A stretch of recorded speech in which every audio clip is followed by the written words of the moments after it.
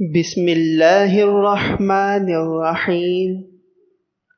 وظیفے سے وہ کچھ ملا جو سوچا نہ تھا۔ محترم حضرت حکیم صاحب، السلام علیکم۔ اللہ تعالیٰ آپ کو اجر عظیم عطا کرے کہ آپ کی وجہ سے ہم جیسے مادیت پرست لوگوں کے دلوں میں روحانیت نے جڑ پکڑی۔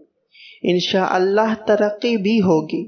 میں نے آپ کو خط لکھا تھا تو آپ نے مجھے یا حی یا قیوم ایاک نعبد و ایاک نستعین برحمتک استغیث والا وظیفہ بھیجا تھا، جو میں تعداد کے ساتھ گن کر 1.25 لاکھ تو نہ پڑھ سکی، کیونکہ بچوں کے ساتھ کبھی ایک جگہ بیٹھنے کا وقت ہی نہیں ملتا، تو گنتی کیسے پوری ہو، لیکن کھلا ہر وقت پڑھتی رہتی ہوں۔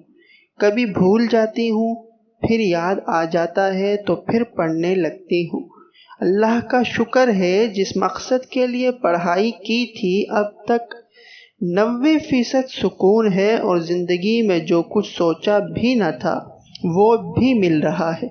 میری تو زندگی بدل گئی۔ کبھی کبھی تو یقین نہیں آتا۔